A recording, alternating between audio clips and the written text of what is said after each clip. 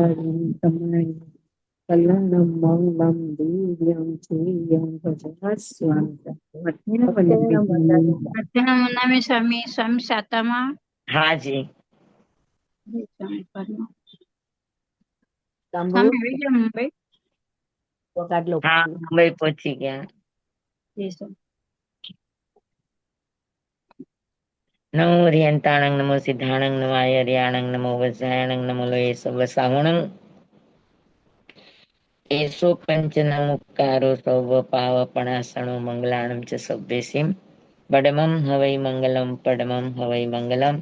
ઓમ નમો નાણસ ઓમ નમો સુયસ ઓમ નમો સુય દેવ્યાય ઓમ નમો વાયનાર્યસ ઓમ નમો બંબીએ લીબીએ તીર્થંકરો ગણધરો પૂર્વધરો શ્રુતધરો વાચનાચાર્યો યોગ પ્રધાન આચાર્ય ઉપાધ્યાય સાધુ સાધી ભગવંતો જીનસા સંદેવ જીનશાસન માતા આદિ સમસ્ત ઉપકારી તત્વો આપ સર્વની આજ્ઞા હો શરણો હો સંરક્ષણ હો. આપ સર્વની આજ્ઞા હો શરણો હો સંરક્ષણ હો.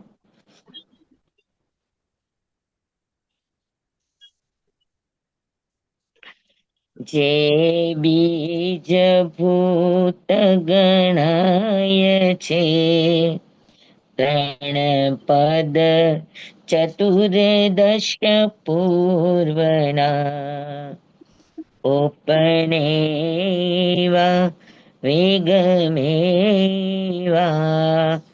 તુવેવા મહતત્વના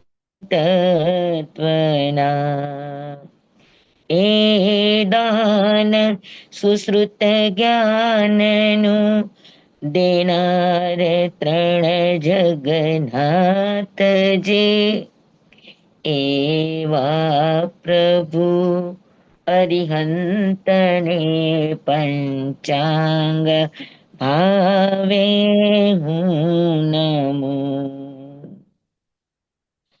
એ 14 પૂર્વો નારચે છે સૂત્ર સુંદર સાત જે તે શિષ્ય ગણને સ્થાપતા ગણધર પદે જગન્નાથજી ખોલે ખજાનો ગૂઢ માનવ જાતના હિત કારણે એવા પ્રભુ અરિહંતને પંચાંગ ભાવે નમો. એવા પ્રભુ અરિહંતને પંચાંગ ભાવે નમો.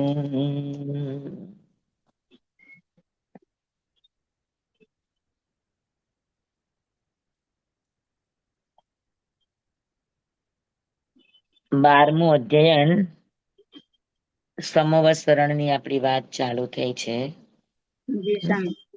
આપણે ગયા ક્લાસની અંદર જોયું કે સમવસરણ એટલે મિલન થવું, એકત્ર થવું, ભેગા થવું. એ રીતે પણ એક અર્થ કર્યો. સમવસરણનો આપણે એક અર્થ કર્યો કે જ્યાં બધાને સમાન અવસર મળે છે એ પણ સમવસરણ છે.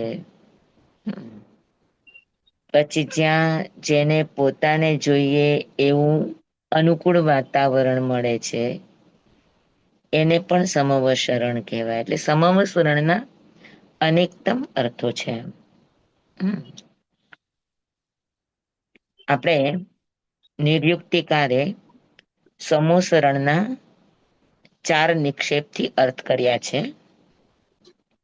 નામ સમવસરણ, સ્થાપના સમવસરણ, દ્રવ્ય સમવસરણ, ક્ષેત્ર સમવસરણ, કાલ સમવસરણ અને ભાવ સમવસરણ.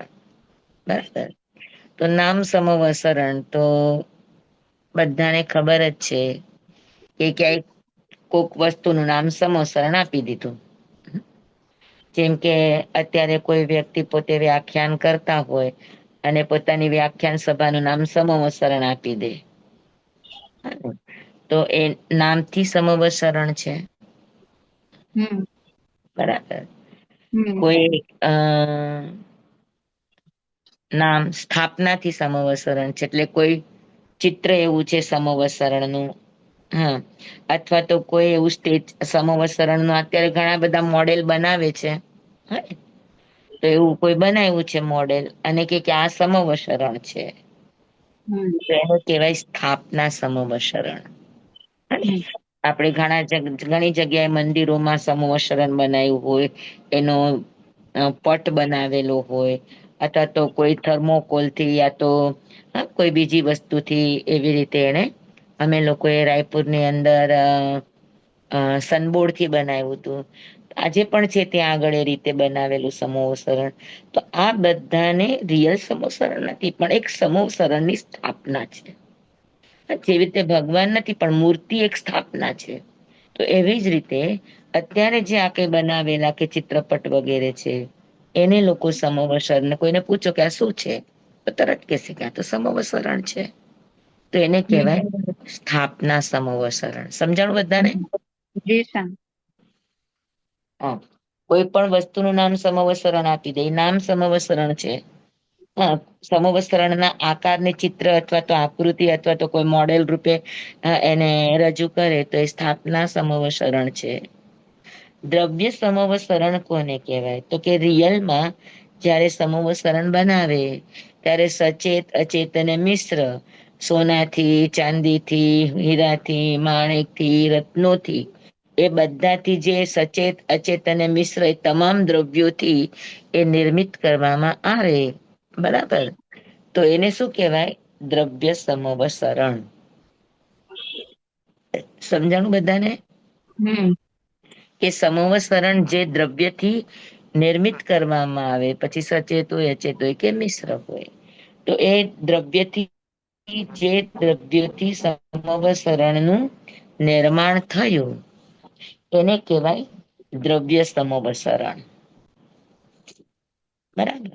ક્ષેત્ર સમવસરણ એટલે જે તે ક્ષેત્રોમાં સમવસરણ બનતું હોય એ ક્ષેત્રને ક્ષેત્ર સમવસરણ કહેવાય. જેમ કે અપાપા નગરીમાં ભગવાનનું પ્રથમ સમવસરણ ને ભગવાનનું અંતિમ સમવસરણ બન્યું, તો એ સમવસરણ ક્ષેત્ર સમવસરણ છે. અને ત્યાં એવી એટલે સમવસરણ કયા કયા ક્ષેત્રોમાં બને? તો કે 5 ભરત, 5 એરવત, 5 મહાવિદ્ય ક્ષેત્રમાં સમવસરણ બને. અથવા તો સમવસરણ ક્યાં બને? તો કે જે ક્ષેત્રમાં ગાઢું મિથ્યાત્વ હોય એવા ક્ષેત્રમાં સમવસરણ બને. ગાઢું મિથ્યાત્વ હોય ત્યાં સમવસરણ બનાવે એનો અર્થ શું થાય? તો કે ગાઢા મિથ્યાત્વનો અર્થ એ છે કે જે ગામમાં લોકો ભૌતિકવાદી હોય, વ્યવસ્થાવાદી હોય, અનુશાસન અને ડિસિપ્લિનવાદી હોય, અનુ અનુશાસન હોવું, ડિસિપ્લિન હોવું, બરાબર, પછી ભૌતિકતા હોવી, વ્યવહારજન્ય વાતો હોવી, આ બધું આ બધું મિથ્યાત્વની અંતર્ગત આવે. બરાબર. તો જે ક્ષેત્રની અંદર આવા ભાવોની પ્રાધાન્યતા હોય, ભૌતિક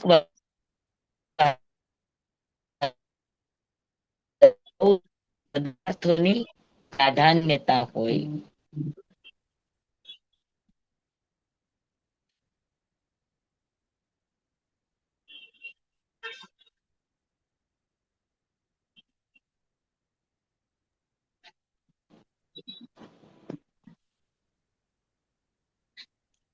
સમજાણું બરાબર? તો એક ભૌતિક પ્રધાન ક્ષેત્ર હોય, ભૌજન્ય પ્રધાન જે ક્ષેત્ર હોય, બરાબર, પછી વૈભવલક્ષી જે હોય, બાહ્યલક્ષી જે હોય, અથવા તો જે વ્યવહારલક્ષી હોય, એવા ક્ષેત્રની અંદર લોકોને વ્યવસ્થાથી જ અથવા તો ભૌતિકતાથી જ આકર્ષિત કરવા માટે દેવતાઓ કે ઇન્દ્ર મહારાજા એવા ક્ષેત્રમાં સમવસરણ કરવાનું પસંદ કરે.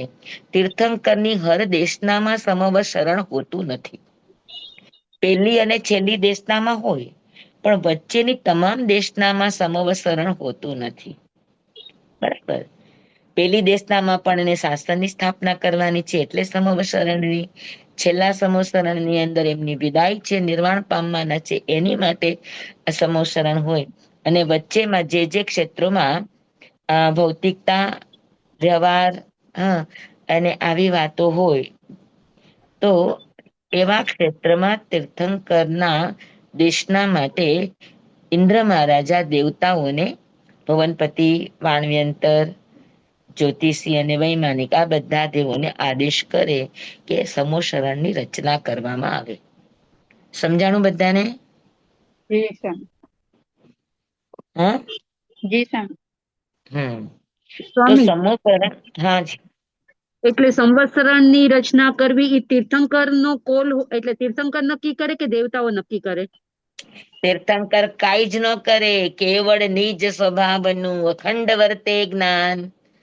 કેવડી થઈ ગયા છે, અને કેવડી તીર્થંકરો માત્ર આત્મ અનુભવ સિવાય કાંઈ જ ન કરે, માત્ર નિજ સ્વભાવનું અખંડ વર્તે જ્ઞાન. કેવળ જ્ઞાન થયા પછી જે કંઈ પણ મન દ્વારા થાય, જે કંઈ પણ વચન દ્વારા થાય, જે કંઈ પણ કાયા દ્વારા થાય, એ ભગવાનના યોગો કરે છે, ભગવાન કરતા નથી. બરાબર. કોણ કરે? ભગવાનના યોગો. તો સમૂહશરણ કોણ નક્કી કરે? ભગવાન તો કરતા નથી. ઇન્દ્ર મહારાજ એ કરે. નક્કી ઇન્દ્ર મહારાજા કરે. તો વચ્ચેના તીર્થંકરમાં કેમ ન કરે? બધા તીર્થંકરોમાં સમવસરણ હોય. દરેક તીર્થંકરની દરેક દેશનાની અંદર સમવસરણ ન હોય. પહેલી છેલ્લી દેશનામાં સમવસરણ હોય, પણ વચ્ચેની દેશનામાં સમવસરણ બધે જ હોય એવું જરૂરી નથી. હરેક તીર્થંકરના સમવસરણ નિશ્ચિત છે. કોઈનામાં 12 સમવસરણ થયા, કોઈનામાં 10 સમવસરણ થયા. પણ કઈ દેશના કઈ 10 કે 12 થોડીક થઈ છે. સમજાણું તમને? એટલે દરેક તીર્થંકરના શાસનમાં સમવસરણ થાય, પણ હરેક દેશનામાં સમવસરણ ન થાય. જ્યાં આગળ ગાઢું મિથ્યાત્વ હોય ત્યાં સમવસરણની રચના થાય. ને ગાઢું મિથ્યાત્વ એટલે શું? જ્યાં મત મતાંતરો અધિક પ્રવર્તતા હોય, જ્યાં ભૌતિક પ્રધાન લોકો હોય, જ્યાં એશ આરામ પ્રધાન જીવો હોય, જ્યાં સુખનો ચાહક વર્ગ વધારે રહેતો હોય.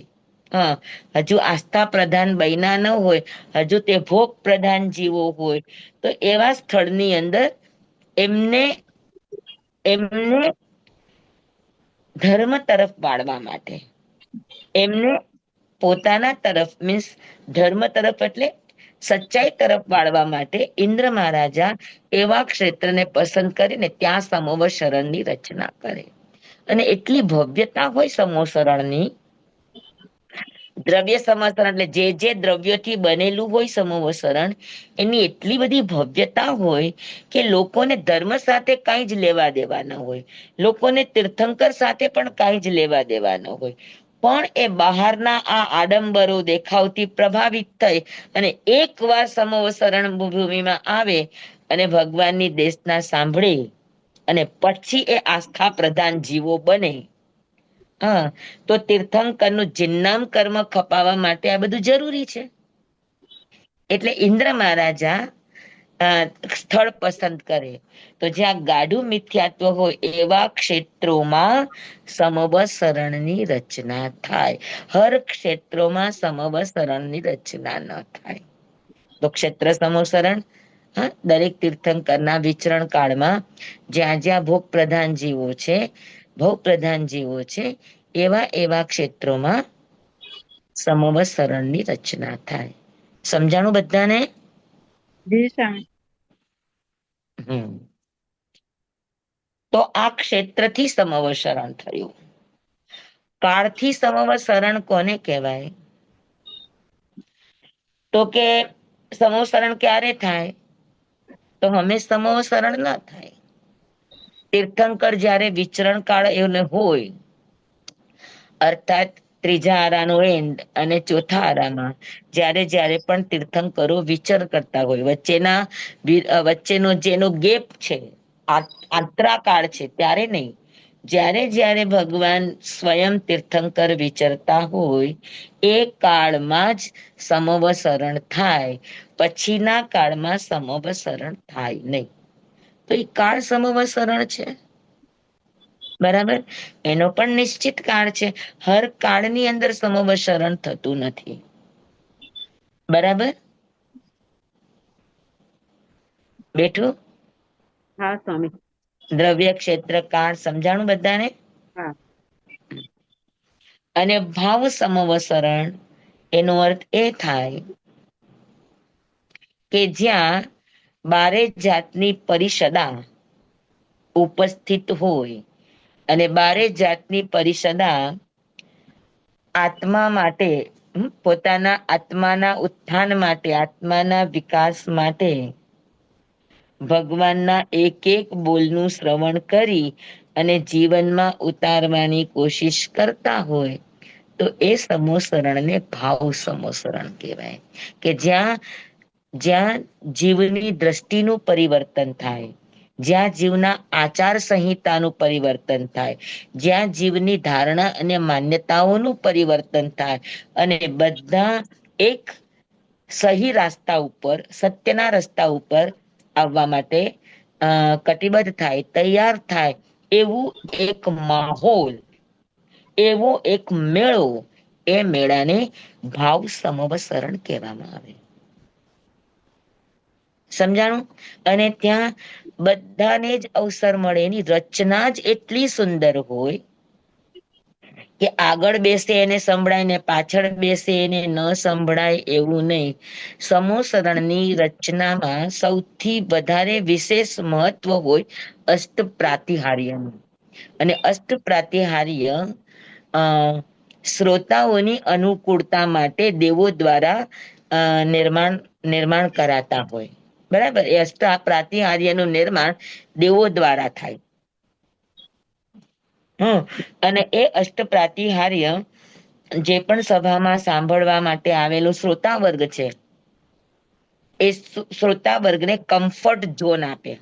કઈ કઈ રીતે આપણે એક એક પ્રાતિહાર્યને આપણે શીખશું. સૌથી પહેલું કામ પ્રાતિહાર્યનું એ છે કે પ્રાતિહાર્ય એટલે શું? તો કે સમોસરણમાં બીજું જોવે કે ન જોવે, પણ પ્રાતિહાર્યના ચમત્કાર જોવે તો લોકોનું મન, પ્રતિહાર્ય એટલે તરત જ એના પ્રત્યેનું મન આકર્ષિત થઈ જાય, એના પ્રત્યે એનું મન ખેંચાઈ જાય કે વાહ, શું કરામત છે પ્રભુની દેશનામાં. તમને ક્યાંય માઇક ન દેખાય, તમને ક્યાંય લાઉડ સ્પીકરના વાયરો ન દેખાય, અને છતાં 7.5 કિલોમીટર સુધી પ્રભુનો અવાજ સંભળાય. કોનાથી સંભળાય? પ્રભુનું સમોસરણ 15 કિલોમીટરનું હોય, 15 કિલોમીટર સુધી કોઈના ઉપર તડકો ન આવે એવી રીતે એના ઉપર અશોક વૃક્ષની છાયા હોય. કોણ બનાવે? દેવો. સમોસરણમાં આવનારો વ્યક્તિ પોતાના સંસારના તમામ આધિ વ્યાધિ ઉપાધિના વિચારો ભૂલી અને પ્રભુની વાણીમાં એકદમ નિમગ્ન બની જાય. કોના કારણે? પ્રભુ 7.5 કિલોમીટર સરાઉન્ડિંગ, આખું 15 કિલોમીટરના એરિયામાં હરેક જગ્યાએ બેસનારને એમ લાગે કે પ્રભુ મારી સામે જોઈને દેશના આપે છે, મારી સામે દેખાય છે, આમ 1 to 1 વાત કરતા હોય એવું લાગે. કોના કારણે? ભગવાન તો પૂર્વ દિશામાં જ બેઠા હોય મોઢું કરીને, પણ ભગવાનનું સમોસરણ તો કા ગોળ હોય ને કા ચોરસ હોય, તો ચારેય દિશામાં ભગવાન બેઠેલા તમને દેખાય. કોના કારણે? આવનારો તમામ વર્ગ એક ભાષા વાળો નથી. કોઈ કન્નડાનો છે, તો કોઈ આંધ્રાનો છે, તો કોઈ તમિલનાડનો છે, કોઈ પંજાબનો છે, કોઈ મહારાષ્ટ્રનો છે, કોઈ મારવાડનો છે, કોઈ ગુજરાતનો છે, કોઈ ક્યાંનો છે, કોઈ ક્યાંનો છે. હરેકની ભાષા અલગ છે. એ સિવાય જેટલા પશુ પંખીઓ આવે છે દરેકની ભાષા અલગ છે. ભગવાન તો કઈ બધાની ભાષામાં તો બોલે નહીં. ભગવાન એક ભાષા જે પ્રકૃતિની ભાષા હોય, એ સમયની તત્કાલીન જે ભાષા વપરાતી હોય એ પ્રાકૃતિક ભાષામાં ભગવાન દેશતા દેતા હોય, પણ સૌ પોતપોતાની ભાષામાં સાંભળે અને પોતપોતાની ભાષામાં સમજી જાય. કોના કારણે? આ બધા આશ્ચર્ય છે કે નહીં? બરાબર. ભગવાનની દેશના ઓછામાં ઓછી 3 કલાકની હોય, 1 પ્રહરની હોય. તો 3 કલાકમાં બેઠા બેઠા ન કોઈને વાસાનો દુખાવો થાય, ન કોઈના પગમાં ખાલી ચડે, ન કોઈને શરીરની અસુવિધા થાય, ન એને શરીરમાં કોઈ વેદના થાય. કોના કારણે? બરાબર. બરાબર.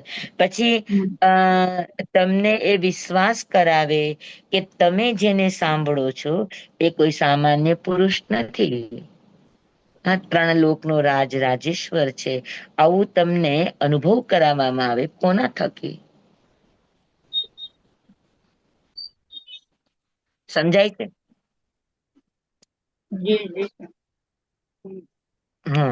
તો આ 8 પ્રાતિહાર્યનું કાર્ય તમને સમૂહ શરણમાં જોવા મળે. અને એ પ્રાતિહાર્યોથી પ્રભાવિત થઈને કેટલાય જીવોને જાતિ સ્મરણ જ્ઞાન થાય, કેટલાય જીવો આત્માની સન્મુખ બની જતા હોય. બરાબર. તો આ બધા સમૂહ શરણના ભાવો, આ બધી સમૂહ શરણની રચનાઓ સાંભળીએ તો પણ આપણને એટલો બધો અહોભાવ આવે. તો એ સમૂહ શરણમાં સાક્ષાત બિરાજમાન હોય તો એને કેટલા બધા, એટલે બધાને એક સરખો અવસર મળે. એવી ત્યાં વ્યવસ્થા નથી કે રાજા આવે એ અમુક જગ્યાએ જ બેસે ને પ્રજા આવે એ અમુક જગ્યાએ જ બેસે. પછી સાધુ, જ્ઞાન પ્રમાણે એની બેઠક હોય કે ભાઈ 14 પૂર્વી હોય તો એ ક્યાં બેસે, મનપર્યો જ્ઞાની હોય તો ક્યાં બેસે, અવધિ જ્ઞાની હોય તો ક્યાં બેસે, કેવડી હોય તો ક્યાં બેસે. એ બધાની વ્યવસ્થા હોય જ્ઞાન પ્રમાણેની આગળ પાછળની. પણ ત્યાં કોઈ નાના મોટાની એવી કોઈ વ્યવસ્થા ન હોય. બધા જે આવે એ બેસે, આવે એ બેસે. અને મોટી વાત એ હોય કે 15 કિલોમીટરના સમોસરણની અંદર હજારો નહીં, લાખો નહીં, કરોડો નહીં, અબજોથી પણ વધારે જનસંખ્યા હોય અને 15 કિલોમીટર જેવા ક્ષેત્રની અંદર પણ સમાઈ જાય, કોઈને પણ બહાર ઊભું રહેવું ન પડે. આ પણ સમોસરણની મુખ્ય વ્યવસ્થા છે. સમજાણું તમને? અને જે પણ આવે એ પોતાના મનના પ્રશ્નો એકદમ ખુલ્લા દિલથી રજૂ કરી શકે ભગવાનની પાસે. એટલું હળવું માહોલ ત્યાં આગળ હોય એવા સ્થાનને સમવસરણ કહેવામાં આવે. સમજાણું? બહુ સરસ. તો તિર્યન ચાણી આવે એનું શું? કેમ એનું શું? એનું શું એટલે ઈ સાંભળે. અચ્છા, ઈ લોકોને પણ એનું શું એટલે એના ભાષામાં ઈ લોકો સમજે. હમણાં જ કીધું કે સૌ પોતપોતાની ભાષામાં સમજી જાય. બધાને જ અવસર મળે સાંભળવાનો અને બધા જ પોતાની ભાષામાં સમજી જાય એવી વ્યવસ્થા હોય. અત્યારે આપણે ઘણા વિરોધ કરતા હોય કે લાઉડ સ્પીકર નહીં નાખો. તો પેલી 2-3 લાઈન સાંભળે, પાછળના શું સાંભળે? અરે ભગવાન તીર્થંકરની દેશના પણ કોઈ પણ માણસ ગમે એટલા સમર્થ હોય, તીર્થંકર પણ ગમે એટલા સમર્થ હોય, પણ 7.5 કિલોમીટર સુધી એનો અવાજ ન પહોંચી શકે. ઔદારિક શરીરમાંથી નીકળતી ભાષા પણ ભલે 14 રાજલોકમાં આંટો મારીને આવે પણ 14 રાજલોકમાં સંભળાતી નથી. સાંભળવા માટે તો એના અમુક જ એરિયા સુધી માણસની ભાષા પહોંચી શકે. તો 7.5 કિલોમીટર સુધી માણસની ભાષાને પહોંચાડવા માટે કોક માધ્યમ તો જોઈએ કે ન જોઈએ?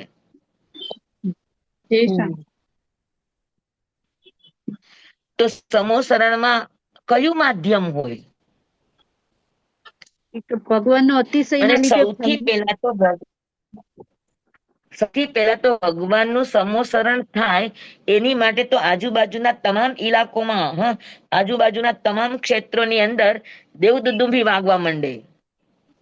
દેવ નગાડા, દેવ દુદુંભી એટલે દેવ નગાડા, 12.5 કરોડ દેવ નગાડા હર ક્ષેત્રોની અંદર વાગવા માંડે કે આ રીતે ભગવાનનું સમોસરણ રચાશે અને ત્યાં ભગવાનની દેશના થાય છે. ચાલો ચાલો, પધારો પધારો. એ અનાઉન્સમેન્ટ થાય સૌથી પહેલા. તો આ બધું કોણ કરે? તો ઈ કરે, ઈ પ્રાતિહાર્યો કરે આ બધું કામ.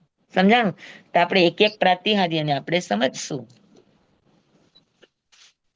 સૌથી પહેલું પ્રાતિહાર્ય છે અશોક વૃક્ષ.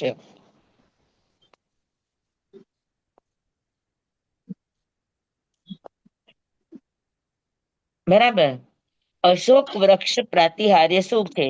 તો કે 15 કિલોમીટરના સમોસરણ ઉપર એ છાયા આપે. નંબર 1. નંબર 2, કે આવનારા અબજો લોકો ગમે એટલા દુઃખમાંથી આવ્યા, ગમે એટલા સમાધિના વાતાવરણમાંથી આવ્યા, પણ સમોસરણની ભૂમિમાં જેવા આવે એટલે બધા જ પોતાનો શોક અને સંતાપ ભૂલી અને એક શાંતિનો, એક સમાધિનો શ્વાસ લઈ શકે અને ભગવાનની દેશનામાં એકદમ એકાકાર, એકરૂપ થઈ શકે. એની માટે કામ કોણ કરે? તો કે એની માટે જે કામ કરે એનું નામ છે અશોક વૃક્ષ. અશોક વૃક્ષનું કામ છે લોકોના સંતાપો દૂર કરી અને એને, એના મનને, એના ચિત્તને શાંત રાખવું. અને માણસ ભૂલી જાય પોતાના દુઃખ અને દુવિધાઓને. તો આ કામ કોણ કરે? તો કે આ કામ અશોક વૃક્ષ કરે. અને ભગવાનની અવગાહના કરતા 12 ગણું ઊંચું હોય. બરાબર. તો અશોક વૃક્ષનું આ કામ છે. બરાબર. અશોક વૃક્ષ પછી આવે સૂર્યપુષ્પ વૃષ્ટિ.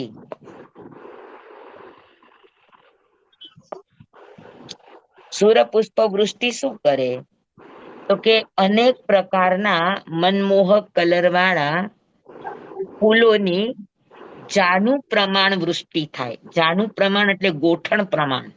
ગોઠણ પ્રમાણ એની વૃષ્ટિ થાય અને એ વૃષ્ટિ કલર કલરના એની અંદર સુંદર મજાના મનમોહક કલરો હોય અને ગોઠણ પ્રમાણ એટલી બધી વરસાદ થાય કે આમ ગોઠણ સુધી આખા ઢગલા થઈ જાય ફૂલોના, આખા સમોસરણની ભૂમિમાં.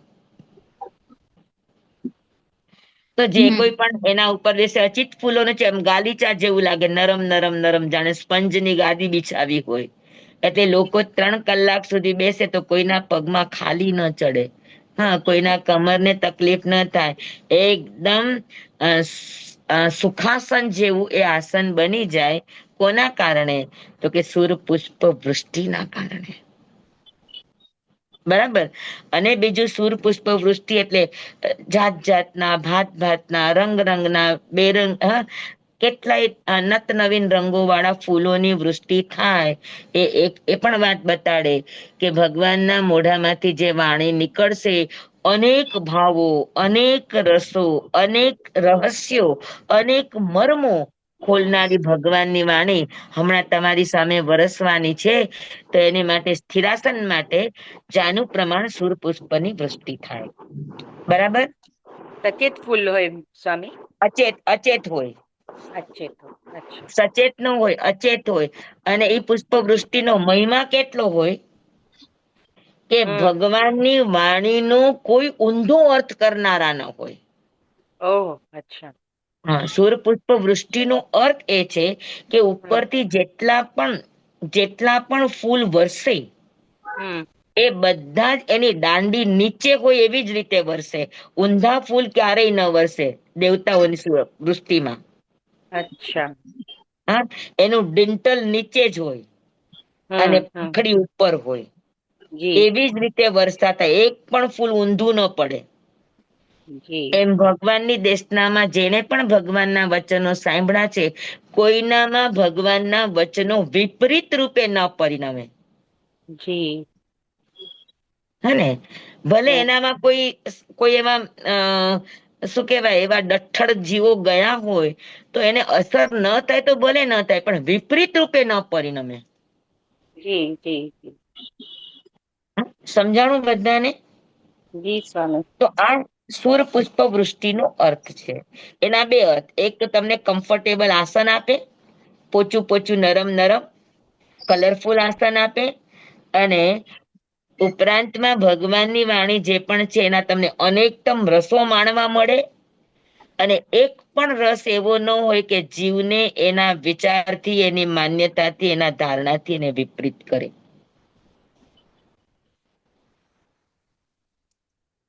સમજાણું? જી સ્વામી. બધાને બરાબર સમજાય છે ને? જી સામે. સ્વામી સમોસામાં પહોંચી જાય એવું લાગે છે, તમે એવું સરસ સમજાવો. જી સ્વામી. અરે આપણે જવાનું જ છે બધાએ સમોસરણમાં. સ્વામી તો ગયા હશે પછી ને આપણે આપણે? હવે આપણે એક દિવસ એવો નક્કી કરશું કે આપણે વાંચનીમાં બેસનારા એક સાથે બધા સમોસરણમાં જઈએ, હે? અરે વાહ, ધન્યવાદ એમાં. સ્વામી, આટલા અનંત તીર્થંકરો થઈ ગયા, આપણે એક પણ વખત સંવત્સરણમાં નહીં ગયા હોઈએ. અરે ઘણી વાર ગયા હશું રૂપા, પણ હા. સમોસરણમાં ગયા પછી આપણે કીધું ને કે કાં આપણે કોઈ બગીચામાં આરામ કરવા, કેમ કે સમોસરણમાં અનેક બગીચાઓ પણ હોય, અનેક વાવડીઓ પણ હોય, અનેક આરામદાયક વૃક્ષ, ફળવાળા વૃક્ષ હોય, તો આપણે જઈને ત્યાં બેઠા હોઈએ. ભગવાનના સમોસરણમાં ગયા હોય તો ઠીક છે, કાં આપણે એની હીરા માણિક ને મોતી ને એ ગણવામાં ને જોવામાં પડી ગયા હોઈએ. એટલે તો મેં કીધું કે સમોસરણ એને કહેવાય કે જ્યાં જે જીવ જે આશા ને જે ઈચ્છા લઈને આવે એની પૂરી થાય.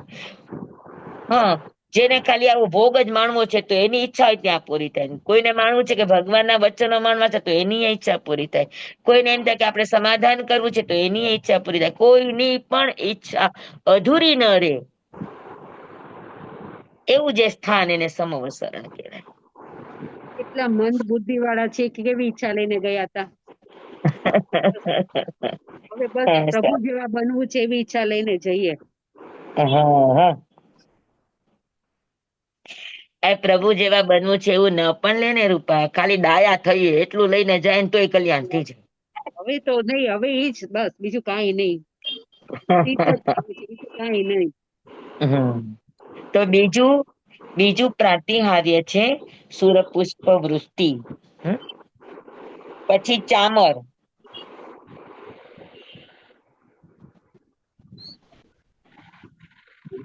ભગવાન ચૌમુખ છે, બરાબર?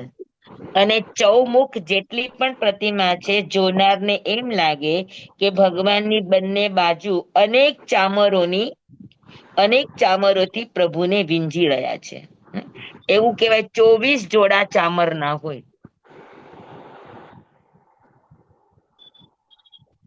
હા, કેટલા? 24 જોડ ચામરો પ્રભુના ચૌમુખ ચારે બાજુ એની પર વીંજાતા હોય. તો એના બે અર્થ હોય કે એક તો પ્રભુની ઉપર ચામર વીંજાય, કોઈ રાજા મહારાજા હોય એના ઉપર જ ચામર વીંજવામાં આવે, અને જયારે આટલા બધા ને એટલા બધા શ્વેત હોય, એટલા બધા ધવલ હોય, એટલા બધા શું કહેવાય ડાગ ડુગ વગરના હોય, તો એવા ચામરો વીંજાતા જોઈને એમ લાગે કે ઓહો, આ તો કોઈ મહાન વૃદ્ધિ અને ઐશ્વર્યના સ્વામી હોય કે જેના ઉપર દેવતાઓ આવીને ચામર વીંજી રહ્યા છે. એટલે તમે જેની દેશના સાંભળવા આવ્યા છો એ કોઈ સામાન્ય પુરુષ નથી, ઐશ્વર્યવાન છે.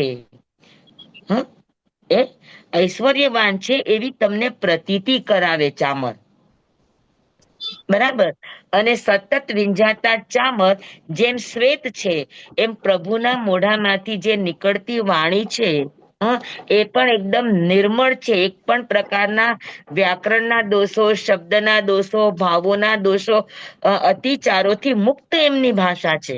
હા, આપણે પાંચમા શ્રમણ સૂત્રમાં બોલીએ કે ભગવાનની વાણી કેવી છે, તો કે નિગંથમ પાવયણમ સચ્ચમ અણુત્તરમ કેવલિયમ પડિપુન્નમ નેયાઉયમ સંશુધમ સલ્લકતણમ સિદ્ધિમગમ મુક્તિમગમ નિધાણમગમ નિવાણમગમ અવિતહમ અવિસંધિ. બોલો, હવે આ ભગવાનની વાણી આવી છે એવું કોણ દર્શાવે? તો કે એવું દર્શાવે ચામર. કે ભગવાનની વાણી એકદમ નિર્મળ છે, દોષોથી રહિત છે, સ્પષ્ટ શબ્દોમાં છે અને યુક્તિ પ્રયુક્તિથી યુક્ત છે. નથી એમાં કોઈ વ્યાકરણના દોષ, નથી એમાં કોઈ જોડણીના દોષ, નથી એમાં કોઈ વાક્યના દોષ, નથી એમાં કોઈ શબ્દના દોષ, નથી એમાં કઈ કાનો માત્ર મીંડું પદ ગાથા કે અક્ષર ઓછું કે અધિકું. એવી ન્યાયયુક્ત સ્પષ્ટ ભાષામાં બોલાતી ભગવાનની આ વાણી છે. એવું કોના દ્વારા જણાય? તો કે આમ ચામર. અને બીજું શું છે કે આપણે બોલીએ, આજે સમજી લો કે અમે વ્યાખ્યાન દઈએ તો વચ્ચે કોક વાર આપણને વિચાર ન સૂજે તો આપણે થોડીક વાર અટકી પણ જઈએ, બીજી ત્રીજી વાતોમાં વયા જાય. જે બરાબર સાંભળનાર હોય એને ખબર પડે કે માસતીજીની અહીંયા ક્યાંક લિંક છૂટી રહી છે. સાંભળનાર જે બરાબર હોય, જાગ્રત હોય, એને જાણકાર હોય તો એ સમજી જાય. તો અત્યારના છદ્મસ્ત લોકો જે પણ પ્રવચન આપે, હોશિયાર વક્તા હોય તો વચ્ચે બીજી ત્રીજી વાતો નાખીને પોતાની એ વાતને ઢાંકી દેતા હોય. પણ તીર્થંકરની વાણી હોય એ આમ સતત આમ જાણે કોઈ ગંગાની ધારા વહી રહી હોય, ચામર વિંજાતા હોય ને તો એમ લાગે કે ગંગાની શ્વેત ધારા ખડખડ ખડખડ ખડખડ ખડખડ કરતી વહી રહી છે. તો એવી જ રીતે ભગવાનના મોઢામાંથી જે પણ વાણી નીકળે છે એ અસ્ખલિત પ્રવાહ રૂપે હોય. એમાં કોઈ પણ જાતનું વિચારનું સ્ખલન, ભાવોનું સ્ખલન કે બે ધ્યાનનું સ્ખલન એમની વાણીમાં ક્યારેય હોય નહીં. એકદમ અવિરત ધારાએ ગમે એવા સામે આવનારા આવે, બેસનારા બેસે, ગમે તેવું થાય, પણ ભગવાનની વાણીમાં સ્ખલના ન આવે. અસ્ખલિત ધારાએ ભગવાનની વાણી ચાલે. તો આ બધું કોણ બતાવે? એક તો ભગવાનનું ઐશ્વર્ય, બીજું ભગવાનની વાણીની પવિત્રતા, શુદ્ધતા, નિર્મળતા, અને ત્રીજું અસ્ખલિત. જી જી શું કીધું? અંદર અંદર વાતો થાય છે. કોનું માઇક ચાલુ છે?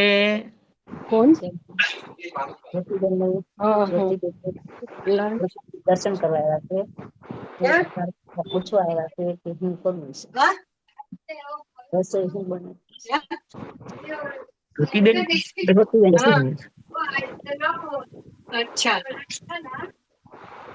અંદર કોનું માઇક ચાલુ છે પ્લીઝ? એક જ મિનિટ.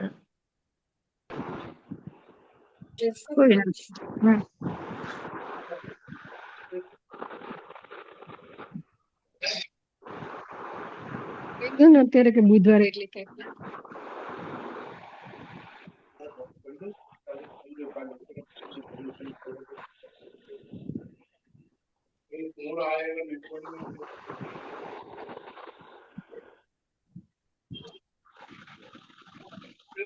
tomorrow morning.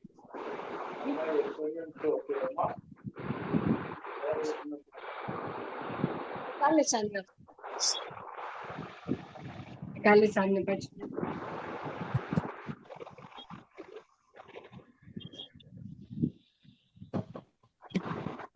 અંદર અંદરના માઇક બંધ થઈ ગયા.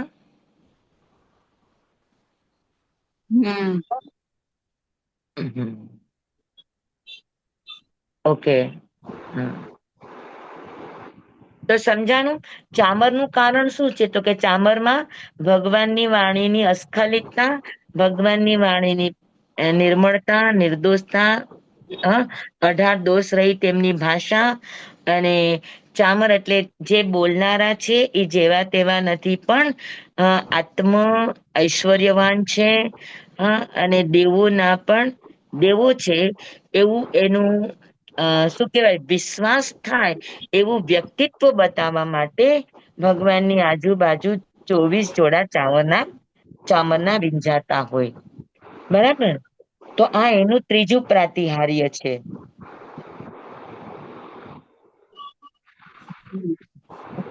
પછી છે ભગવાનની દિવ્ય સોરી સિંહાસન.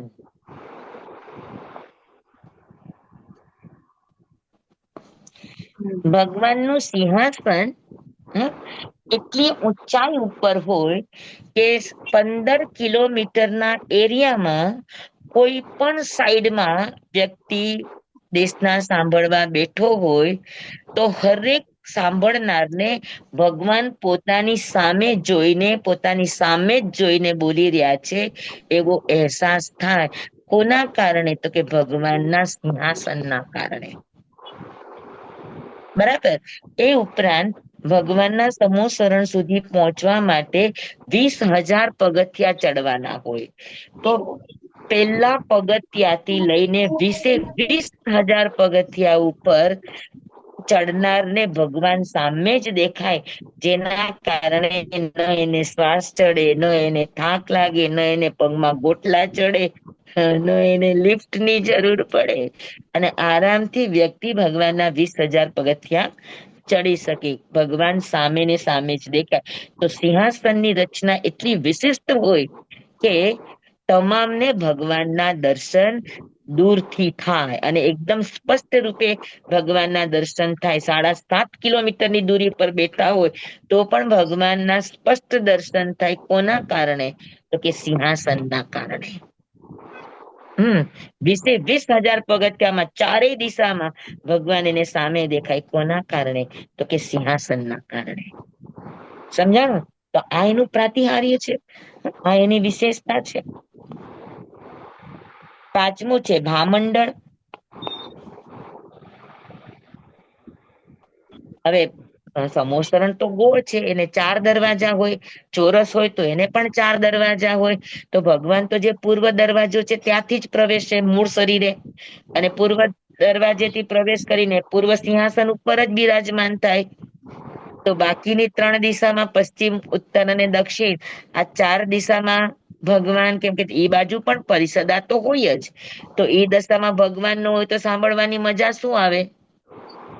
તો ભામંડળ છે એના કારણે ભગવાન 4 દેખાય, ચૌમુખ દેખાય.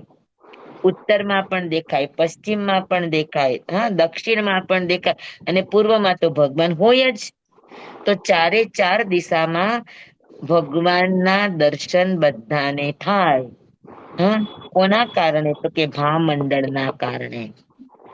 અને એવું કહેવાય છે કે ભગવાનનું ભામંડળ સમૂહ શરણ સભામાં બેઠેલા કોઈને ભામંડળ દેખાય નહીં, પણ અગર કોઈને ભામંડળ દેખાઈ જાય તો એને અવશ્ય જાતિ સ્મરણ જ્ઞાન થાય. એવું અમારા મોટા માસતીજી પાસેથી અમે સાંભળ્યું છે કે ભામંડળ પ્રાતિહાર્યથી ઘણા એવા હળુકર્મી આત્મા હોય કે એને પોતાના ભવો પૂર્વના જાતિ સ્મરણ જ્ઞાન રૂપે પ્રગટ થાય. સમજાણું બધાને? એકદમ? સ્વામી, હાજી. ભામંડળ દેખાવું એટલે એ 4 બાજુ છે એવી રીતના એમને ખબર પડે? એમ ન દેખાય. ભગવાનની પાછળ આખી એક ઓરા દેખાય. અત્યારે આપણે જેમ ફોટામાં જોઈએ છે ને, હા, એમ રિયલ ભગવાન હોય તો એની ઓરા ન દેખાય. સમજાણું? હવે અત્યારે આપણે બધાની પાસે પણ ઓરા છે, પણ દેખાય છે કોઈની ઓરા? એને પકડવા માટે હાઈ ફ્રીક્વન્સી ફોટોગ્રાફ મીન્સ એ સાધન જોઈએ તો ભગવાનની ઓરાને કે વ્યક્તિની ઓરાને પકડી શકે. હે ને? સામાન્ય રીતે કોઈ પણ વ્યક્તિની ઓરા પકડાતી નથી, પણ એક પણ સજીવન પદાર્થ એવા નથી, સજીવન સૃષ્ટિ એવી નથી કે જેને ઓરા ન હોય. હરેકને ઓરા હોય, પણ આપણા બધા છદ્મસ્થની ઓરા શરીરની અંદરમાં હોય, બહાર ન હોય. અને કાળી હોય, લીલી હોય, પીળી હોય, અલગ અલગ કલરની હોય. જ્યારે ભગવાનની ઓરા સફેદ જ હોય. અને ઈ ઓરા ભગવાનના આખા શરીર પ્રમાણ હોય. ખાલી માથામાં બોડાની ઠેકાણે ભામંડળ થઈ આવે આપણે બોલીએ, પણ ઓરા આખા શરીરની હોય. આખી ઓરા આખી આવી રીતે દેખાય.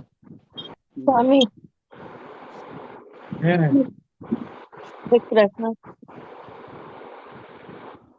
બોલો. તો ઓરા ને લેશિયામાં ફરક હોય ને સ્વામી? ના, આવી રીતે ઓરા આખી હોય. ચારે બાજુ.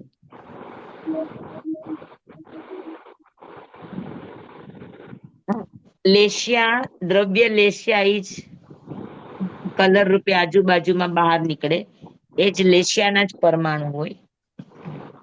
પણ જેટલો તમારો મૈત્રી ભાવ સઘન, જેટલો તમારો કરુણા ભાવ સઘન, જેટલો તમારો દરેક જીવો સાથેનો આત્મીય ભાવ સઘન, એ પ્રમાણે આપણી ઓરા શરીરમાંથી બહાર નીકળે. તીર્થંકરની ઓરા 300 કિલોમીટર જેટલી ફેલાયેલી હોય. હા, એક દિશામાં 300 કિલોમીટર અને બીજી દિશામાં 300 કિલોમીટર, એટલે સરાઉન્ડિંગ 600 કિલોમીટર સુધી પ્રભુની ઓરા ફેલાયેલી હોય. આપણે કહે છે 25 યોજન સુધી માર નહીં, મરકી નહીં, સ્વચક્ર પરચક્ર નો ભય નહીં, કે સ્વચક્ર પરચક્ર નો કોઈ વેર વિરોધ નહીં. તેવું થવાનું કારણ શું? તો કે ભગવાનની ઓરા કામ કરતી હોય. બરાબર. તો એ ભગવાનની ઓરા 25 યોજન એટલે કેટલું થાય? તો કે 25 યોજન એટલે 300 કિલોમીટર.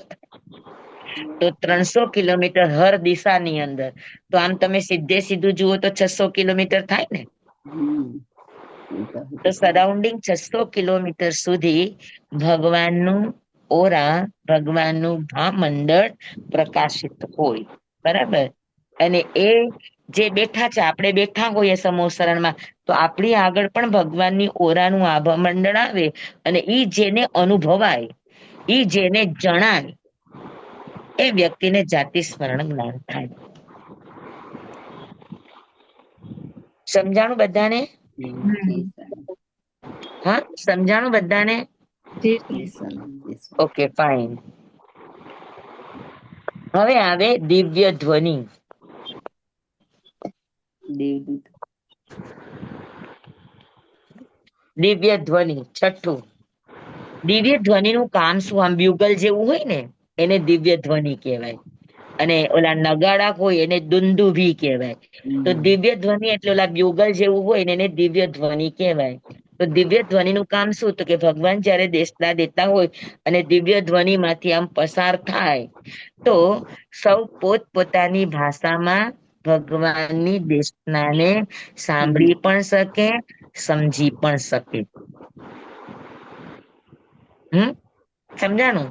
તો દિવ્ય ધ્વનિ છે, કાગડાને કાગડાની ભાષામાં સમજાય, ઉંદરને ઉંદરની ભાષામાં સમજાય, સિંહને સિંહની ભાષામાં સમજાય, ગાયને ગાયની ભાષામાં સમજાય, હાથીને હાથીની ભાષામાં સમજાય, ચકલાને ચકલાની ભાષામાં સમજાય, પોપટને પોપટની ભાષામાં સમજાય, સાપ વગેરે આવ્યા હોય તો એને એની ભાષામાં સમજાય, મદ્રાસી આવ્યા તો એને એની ભાષામાં સમજાય, રાજસ્થાની આવ્યા, પંજાબી, જે કોઈ આવ્યા, પ્રાંતીય જેટલી પ્રાંતની ભાષાઓ છે એ તમામ ભાષામાં સૌ પોતપોતાના ભાવોમાં, પોતપોતાની ભાષામાં ભગવાનની દેશનાને સાંભળી શકે અને સમજી શકે, એ માટે કયું પ્રાતિહાર્ય છે? તો કે દિવ્ય ધ્વનિ. બરાબર, દિવ્ય ધ્વનિ. ત્યાં પછી એલું આપણા વિધાનસભાની અંદર ઓલું એને શું કહેવાય કે સ્પીકર તો એક જ ભાષામાં બોલતા હોય, પણ હરેક સ્ટેટના સૌને પોતપોતાની ભાષામાં સમજાય એવું ત્યાં આગળ ટ્રાન્સલેટર, ટ્રાન્સમીટર શું કહેવાતું હશે ખબર નથી મને. બરાબર.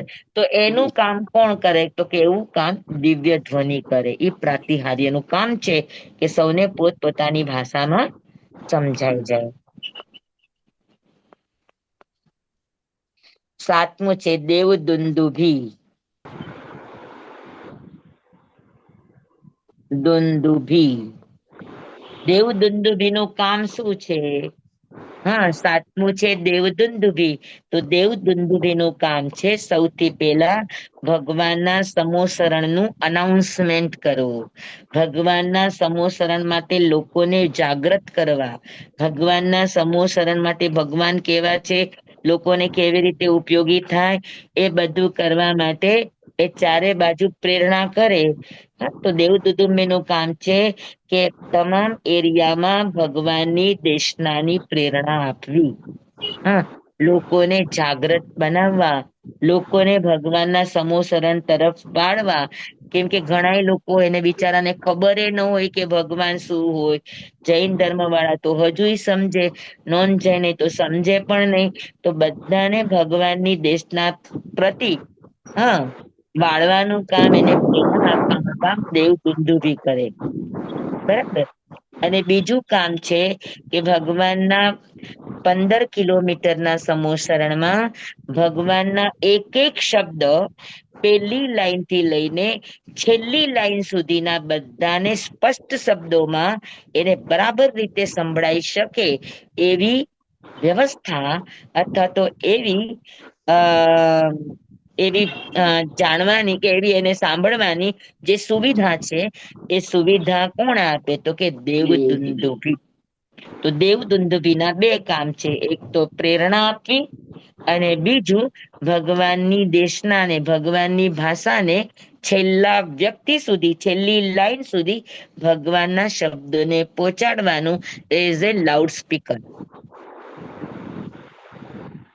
સમજાણું બધાને? હા સ્વામી. યસ.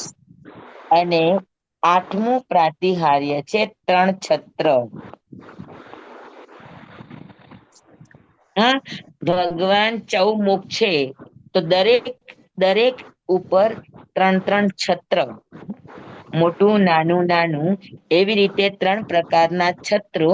અને એ પણ એકદમ નિર્મળ ચાંદી અને એટલી નકશીથી સુંદર એની નકશીઓ હોય એવા નકશી સહિતના 3 છત્રો દરેક તીર્થંકરના મસ્તકની ઉપર. તો આવા 12 છત્રો પ્રભુના સમોસરણની એકદમ શોભાને અલૌકિક બનાવતા હોય, અને જાહેર કરે કે તમે જેનું દેશના સાંભળવા આવ્યા છો, એ પુરુષ માત્ર મનુષ્યોના જ નાથ નથી. હા, એ દેવતાઓના પણ નાથ છે, સુરોના પણ નાથ છે, અસુરોના પણ નાથ છે, તિર્યંચોના પણ નાથ છે, અરે નારકી જીવો માટે પણ એ પ્રેરણાનું સ્થાન છે. હા, એમના જે શું કહેવાય, પંચ દિવ્યો છે કે પંચ એના કલ્યાણકો છે, એ નરક માટે પણ એક પ્રેરણાનું સ્થાન બની જતા હોય. તો એ ત્રણેય લોકના નાથ છે, ત્રણેય લોકના સ્વામી છે, ત્રણેય લોકનું ઐશ્વર્ય એના ચરણોમાં પોતાનું જીવન સમર્પિત કરવા માટે પોતાને સૌભાગ્યશાળી સમજતું હોય, એ દર્શાવવા માટે ભગવાનની ઉપર શું હોય? 3 છત્ર હોય, એક છત્ર નહીં, 3 છત્ર. સમજાણું? તો આને કહેવાય અષ્ટપ્રાતિહાર્ય. તો જે સમોસરણ, જે આપણે દ્રવ્ય સમોસરણની, કે જે દ્રવ્ય સમોસરણની રચનાની દ્રષ્ટિએ આ 8 પ્રાતિહાર્ય હોય, બરાબર. અરિહંતના 12 ગુણો ગણી, તેમાં 8 ગુણ આ પણ હોય, અષ્ટપ્રાતિહાર્ય. તો એના ગુણમાં ગણાય કે એનાથી અષ્ટપ્રાતિહાર્યના કારણે આખું સમોસરણ ભાવ સમોસરણની અંદર બદલાઈ જાય. લોકોના ભાવોને જગાડવામાં, લોકોના ભાવોને સાચવવામાં, લોકોની સુવિધાને સાચવવામાં આ બધા જ 8 પ્રાતિહાર્ય ભાવમાં આવનારના તમામ ભાવોના પરિવર્તનના નિમિત્તો બની જતા હોય, એટલે એને ભાવ મંગલ પણ કહેવાય. સમજાણું બધાને? એકદમ. બહુ સરસ, બહુ એટલે બહુ જ સરસ છે. યાત્રા થઈ ગઈ સામે. આ અષ્ટપ્રાતિહાર્યો. અશોક વૃક્ષ, સુરપુષ્પ વૃષ્ટિ, ચામર, સિંહાસન, ભામંડળ, દિવ્ય ધ્વનિ, દેવદુંદુભી અને તાતપત્ર એટલે 3 છત્ર. બરાબર. આ 8 પ્રાતિહાર્ય જે સભામાં હોય એ સભાને સંવત્સરમ કહેવાય. જી સ્વામી આપની આજ્ઞા હોય તો એક પ્રશ્ન પૂછું. અને જી સ્વામી આપની આજ્ઞા હોય તો એક પ્રશ્ન પૂછું. બોલો. સ્વામી પુસ્તકોમાં ક્યાંક વાંચ્યું છે કે ભગવાનની દેશના દરેક સ્ત્રી જાતિ ઉભા રહીને સાંભળે અને પુરુષ વર્ગ બેસીને સાંભળે. ના ના ના, એવું ન હોય, એવું ન હોય. સ્વામી મોટી અમે તો સાંભળ્યું છે કે બધા ઉભા રહીને જ સાંભળે, પણ એવું પણ ન હોય. સ્વામી મોટી સાધુ વંદનાની પુસ્તક છે ને એમાં લખેલું છે કે ભગવાનની દેશના દરેક સ્ત્રી જાતિ ઉભા રહીને સાંભળે અને પુરુષ બેઠા બેઠા સાંભળે. કેમ, પુરુષ કઈ લાડકા હોય? એટલે એનું કારણ પૂછ્યું સ્વામી આપના છે. ના ના, મારી પાસે એવી કોઈ ધારણા નથી બેના. મેં એવું કઈ સાંભળ્યું નથી. મેં એવું સાંભળ્યું છે કે સમૂહ શરણમાં બધા ઉભા ઉભા સાંભળે. પણ એ પણ મને કોઈ લોજિક વાળું લાગતું નથી. ભગવાનની દેશના બેસીને સાંભળે એવું જ અધિકાંશ સાંભળ્યું છે. અને આજે અષ્ટપ્રાતિહાર્યોના એક એક કામ છે તો એ કામ પણ એને લઈને જ છે. જી સ્વામી. પણ એટલી વિશેષતા ખરી કે ભગવાનના સમૂહ શરણની અંદર આવનારા તમામ સમાઈ જાય. હરેકને હરેકની રીતનું સ્થાન મળે. બરાબર છે. અને સાંભળવું મહત્વનું છે. કદાચ ઉભા ઉભા સાંભળે કે બેઠા બેઠા સાંભળે, પણ પુરુષો બેસાને સાંભળે ને સ્ત્રીઓ ઉભા રહીને સાંભળે, આનું કોઈ લોજિક નથી સમજાતું મને. અને છતાં પણ હું કોકને પૂછીને સમજીશ, પણ એનું લોજિક નથી કોઈ બેસતું મને. સ્વામી મેં પુસ્તકમાં વાંચ્યું ત્યારે મને આવો સંશય થયો એટલે મેં આપને પૂછ્યું કે આનું કાંઈ કારણ. વાંધો નહીં, સારી વાત થઈ. પૂછ્યું તો સારી વાત છે. આપણે એને જાણવાની કોશિશ કરશું, જે પણ જાણકાર હશે એની પાસેથી. પણ મને એમાં લોજિક કઈ દેખાતું નથી. છતાં હશે કોઈની પાસે તો આપણે કોઈ ક્લાસમાં ફરી પાછી આ વાતને આપણે કહેશું. જી સ્વામી. મથેણું વંદન. જી સ્વામી. અત્યારે મારા જાણમાં નથી એ વિષય. એટલા તો બધાને સમોસરણ દ્રવ્ય ક્ષેત્ર કાળ ભાવ થી આ સમજાઈ ગયું. પણ જી ભાવયાત્રા થઈ ગઈ અમારે. હા, સરસ ભાવયાત્રા. પણ આ અધ્યયનની અંદર 12મા અધ્યયનની અંદર આવા કોઈ શરણને લઈને વાત નથી. અહીંયા આગળ ભાવ સમરસરણનો અર્થ એ છે કે જેનો ભાવ બદલાય, જેના ભવ બદલાય, જેનામાં પરિવર્તન આવે. ખાસ કરીને જે પાખંડ મતો છે, ક્રિયાવાદી એટલે જીવાદી તત્વોને માનનારા, અક્રિયાવાદી જીવાદી તત્વોને નહીં માનનારા, અજ્ઞાનવાદી જ્ઞાનને નહીં માનનારા, વિનયવાદી વિનયને જ સર્વસ્વ માનવા વાળા, આવા 4 પ્રકારના જે પાખંડી મતો છે, અને એના 363 જે પ્રકારો છે માન્યતાઓના, તો એ માન્યતાઓ એના માટે કારગત નથી. એના આત્માના ઉદ્ધાર માટે એ નુકસાનકારી છે. તો એવા 363 પાખંડી મતો પણ સમૂહ શરણમાં પોતાના સમાધાન માટે આવતા હોય, અથવા તો એવી વિચારધારા લઈને આવતા હોય. કદાચ ભગવાનને હરાવવા માટે ગૌતમ જેવા પણ એવી વિચારધારાઓ લઈને આવ્યા હોય.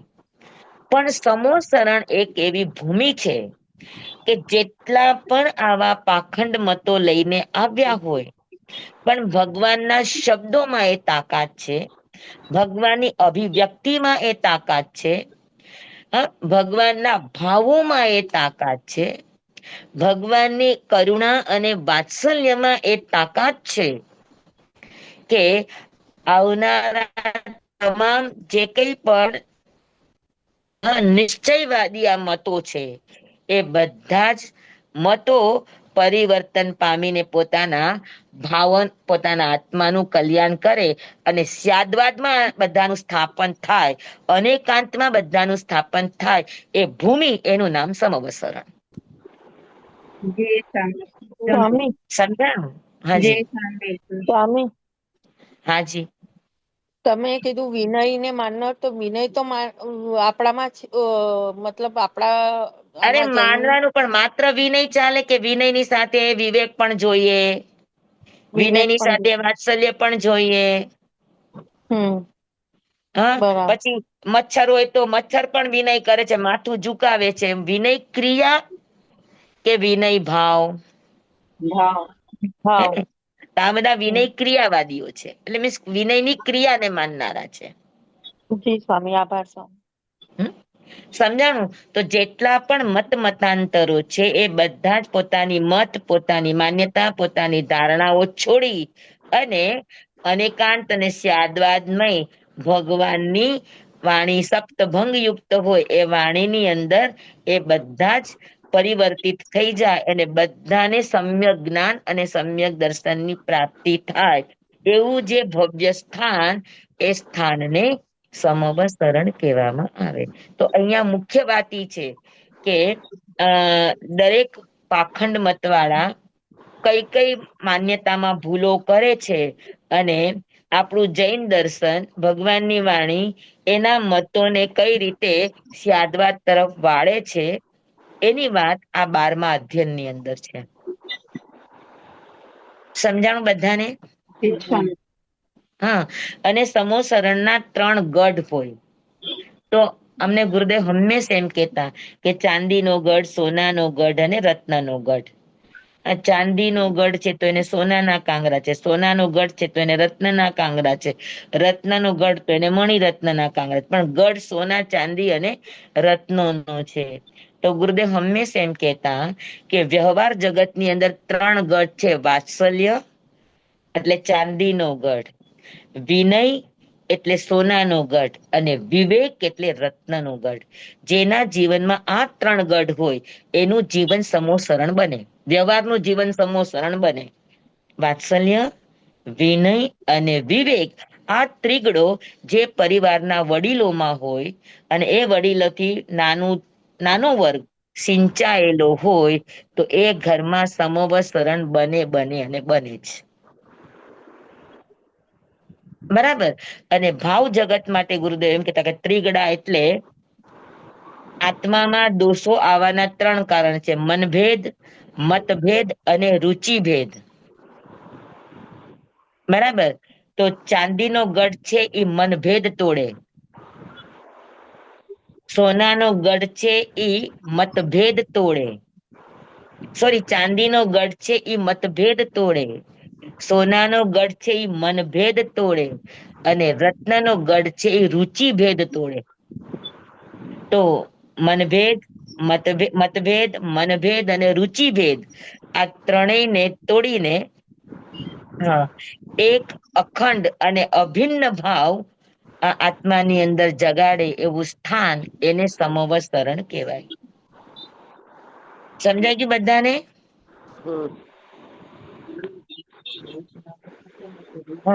બધાને સમજાઈ ગયું? હા, આપણો ટાઈમ પણ પૂરો થઈ ગયો. અને બહુ જ સરસ સ્વામી, આજનું સેશન બહુ સરસ હતું.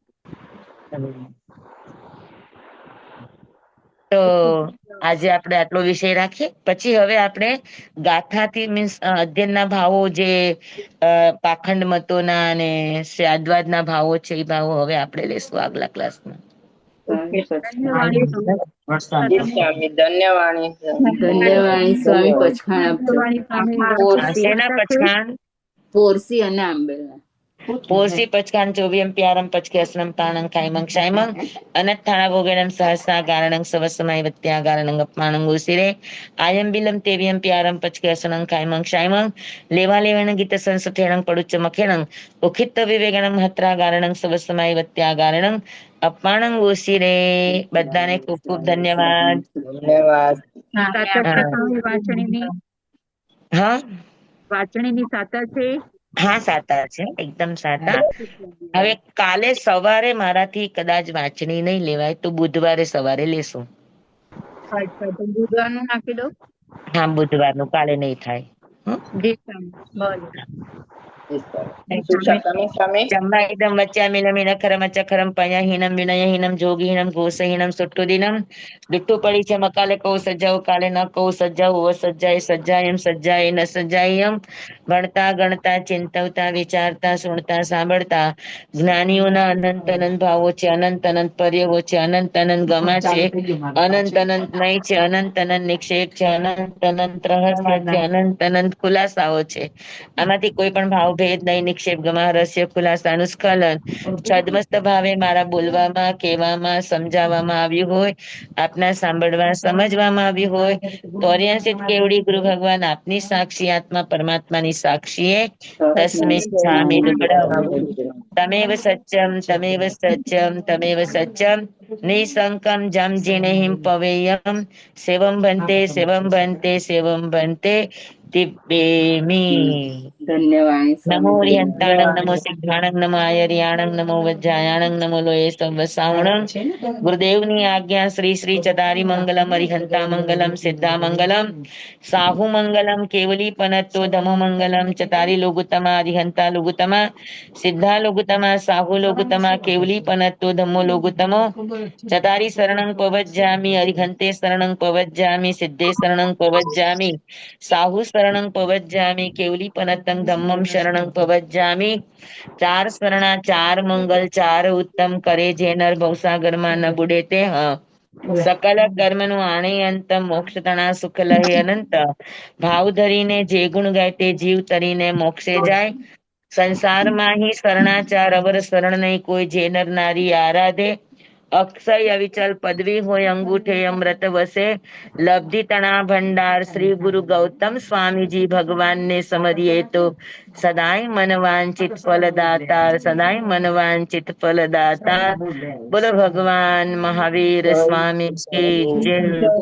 પૂજ્ય ગુરુદેવ કી જય. બધાને ખૂબ ખૂબ ધન્યવાદ. ધન્યવાદ સ્વામી, ખૂબ આભાર આપનો, ખૂબ ખૂબ આભાર. હાજી હાજી. સાકાવાદી સ્વામી. બધાને જય જિનેન્દ્ર. હવે આપણે બુધવારે સવારના મળશું. બધા જોડાજો બુધવારે. જય જિનેન્દ્ર. જય જય. બધા ખાતામાં રહેજો.